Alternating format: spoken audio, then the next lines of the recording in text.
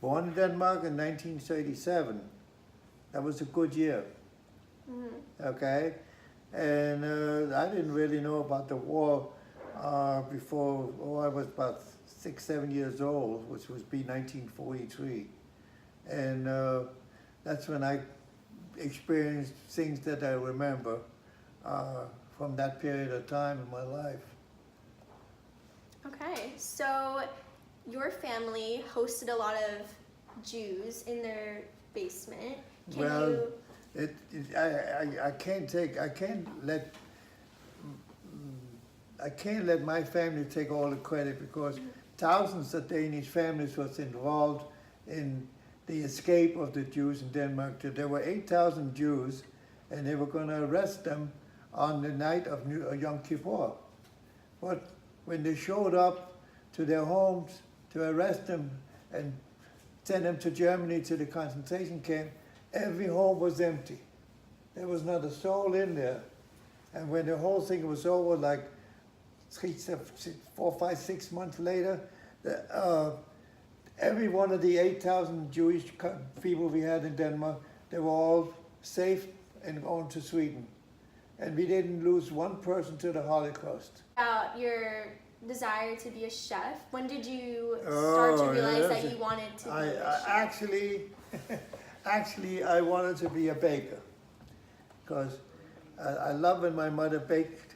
I love to lick the balls and lick the whip that she made with. It was wonderful because I wanted to be a baker, and I love it. It was like when she made like banana bread and all kind of stuff like that. And she was a great baker. So in those days, it was okay. The war was over. It was okay for them to go to a movie, my parents. They would go to a movie. And I was, 10 years old, 10, 11 years old. So I was going to try to be a baker and bake stuff while they were in the movie. There was one little problem with that. Once I made all the cakes and put the batter in the baking pan and put it in the oven, I fell asleep. So my parents would come home and they would open the door and everything would be pitch black because the cake was burning and I was sleeping. And I wasn't allowed to bake anymore after that. So, but my father didn't want me to be a baker. Yes, and he said your opportunity is better to be a chef because you can always learn how to bake. But you know, when a kid is 14 or 15 years old and they made up their mind that they want to do something, it's hard to talk them out of doing what they had set their mind to, right? You know that. Okay, so he had to use some psychology on me. So he said, you ever notice when you go in the bake shop and you buy bread in Denmark that most of the bakers all have lost their teeth. The teeth is gone. He said, when you work in a bakery and you have to do with the flour, and you lose your teeth at a very young age. And if you lose your teeth at a very young age, you're never ever going to have a girlfriend. So he talked me into not being a baker because I would lose my teeth, and I became a chef.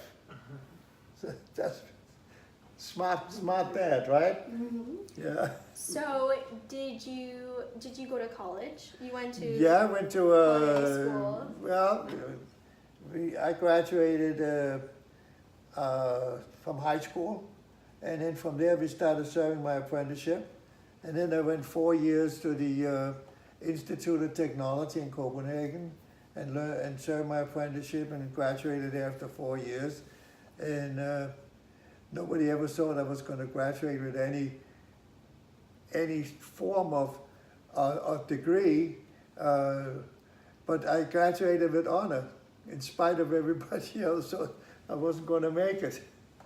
So, yeah, and then after that, you work in other restaurants. I worked in Europe, and I worked in Copenhagen, and then from there, I was 22 when I came to America.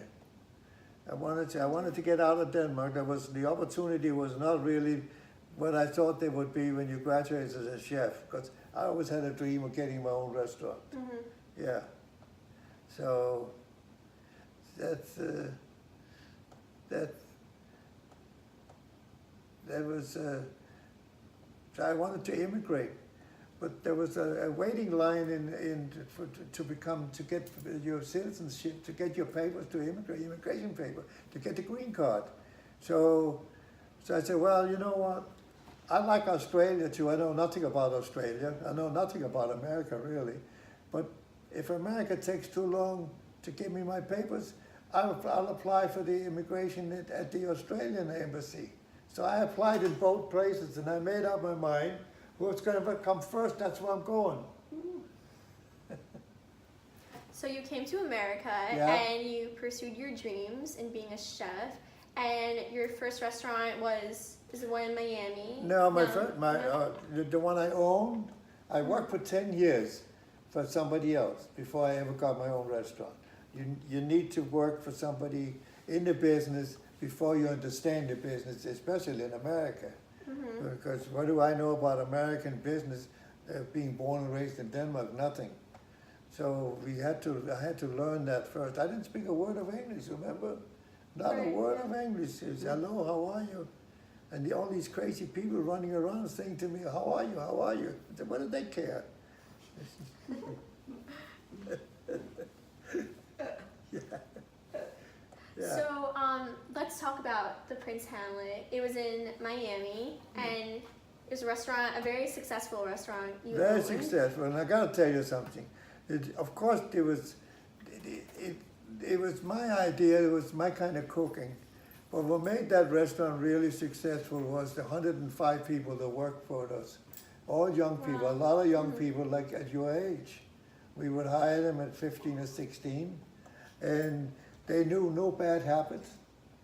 So we would interview them. We would tell them to come for dinner with their parents, and we wanted to see what kind of home they came from, and if they knew how to behave themselves, or have a conversation with people.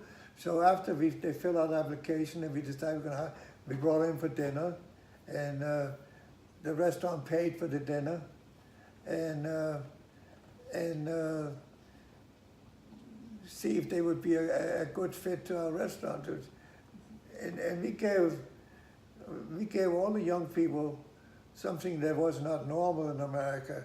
Anytime you go to a restaurant in America and you complain about something, or there's something you want to know, they would say, just a minute, I'll get the manager.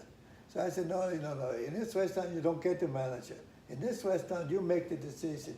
If there's a problem at this table, you use your common sense and you solve the problem. And then tomorrow at the staff meeting, you tell me what the problem was, and you tell me how you took care of it. Okay? Mm-hmm. And then while you do this on the staff meeting, everybody would learn from you and from these incidents about how to handle different situations. But they didn't have to run and get a manager. They could make decisions on their own. Right or wrong, I would back them up.